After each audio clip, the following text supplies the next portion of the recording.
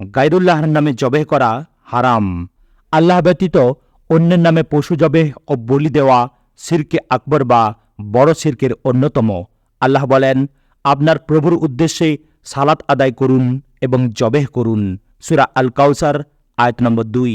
রাসূলুল্লাহ সাল্লাল্লাহু আলাইহি সাল্লাম বলেন, যে ব্যক্তি আল্লাহ ব্যতীত অন্য কারো নামে জবেহ করে তার উপর আল্লাহর লানত।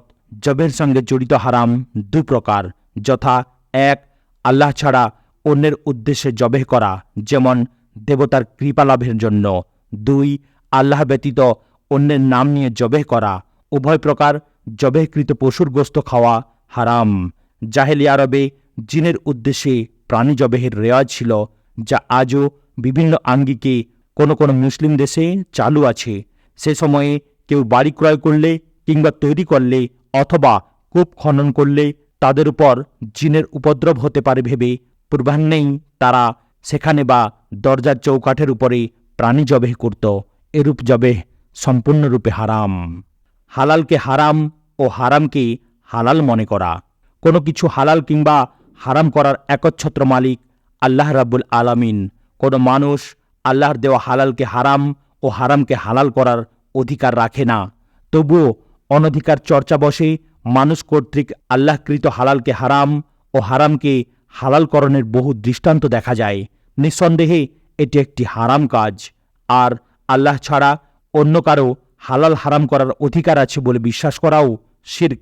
আল্লাহ তাআলা পবিত্র কুরআনে এ মারাত্মক শিরক সম্পর্কে বলেন, আল্লাহর পরিবর্তে তারা তাদের আলেম ও সাধু দরবেশকে প্রভু বানিয়ে নিয়েছে। সূরা আত-তাওবা আয়াত নম্বর 31। আদি ইবনে হাতেম রাদিয়াল্লাহু তাআলা আনহু আল্লাহর নবীকে এই আয়াত পাঠ করতে শুনে বলেছিলেন, ওরা তো তাদের ইবাদত করে না। রাসূলুল্লাহ সাল্লাল্লাহু আলাইহি সাল্লাম বলেছিলেন, তা বটেই, কিন্তু আল্লাহ যা হারাম করেছেন তারা ওদেরকে তা হালাল করে দিলে ওরা তা হালালই মনে করে। একইভাবে আল্লাহ যা হালাল করেছেন তারা ওদেরকে তা হারাম করে দিলে ওরা তা হারামই মনে করে। আল্লাহ পবিত্র কুরআনে মুশরিকদের আচরণ বর্ণনা করতে গিয়ে বলেন, আল্লাহ ও তাঁর রাসূল যা হারাম করেছেন তারা তাকে হারাম গণ্য করে না এবং সত্য দিনকে তাদের দিন হিসাবে গ্রহণ করে না। সূরা আত-তাওবাহ আয়াত নম্বর 29। অন্যত্র আল্লাহ বলেন, আপনি বলুন, আল্লাহ তাআলা তোমাদেরকে যে রুজি দান করেছেন তন্মধ্যে তোমরা যে সেগুলোর কতক হারাম ও কতক হালাল করে নিয়েছ তা কি তোমরা ভেবে দেখেছ? আপনি বলুন, আল্লাহ কি তোমাদেরকে এতদ বিষয়ে অনুমতি দিয়েছেন, নাকি তোমরা আল্লাহর নামে মন গড়া কথা বলছ? সূরা ইউনূস আয়াত নম্বর 59। রাশিফল ও মানব জীবনের উপর গ্রহ নক্ষত্রের প্রভাব সম্পর্কিত বিশ্বাস, যা হারাম। জায়েদ ইবনে খালেদ আল জুহানি রাদিয়াল্লাহু তাআলা আনহু থেকে বর্ণিত, হুদায়বিয়াতে এক রাতে আকাশ থেকে বৃষ্টি নাজিল হয়। সেদিন রাসূলুল্লাহ সাল্লাল্লাহু আলাইহি সাল্লাম ফজর সালাত শেষে লোকদের দিকে ফিরে বসেন এবং বলেন, তোমাদের রব কি বলেছেন তা কি তোমরা জানো? তারা বলল, আল্লাহ ও তার রাসূলই অধিক জ্ঞাত। তিনি বললেন, আমার কিছু বান্দা আমার উপর বিশ্বাসী হয়ে এবং কিছু বান্দা অবিশ্বাসী হয়ে ভোরে উপনীত হয়েছে। যারা বলে আল্লাহর দয়া ও অনুগ্রহে বৃষ্টি হয়েছে তারা আমার প্রতি বিশ্বাসী ও গ্রহ নক্ষত্রে অবিশ্বাসী। আর যারা বলে অমুক অমুক গ্রহের প্রভাবে বৃষ্টি হয়েছে তারা আমার প্রতি অবিশ্বাসী ও গ্রহ নক্ষত্রে বিশ্বাসী। গ্রহ নক্ষত্রে যে ব্যক্তি রাশিফলের উপর গ্রহ নক্ষত্রের প্রভাবের কথা বিশ্বাস করবে সে কিন্তু কুফরি করেছে শয়তানেরা।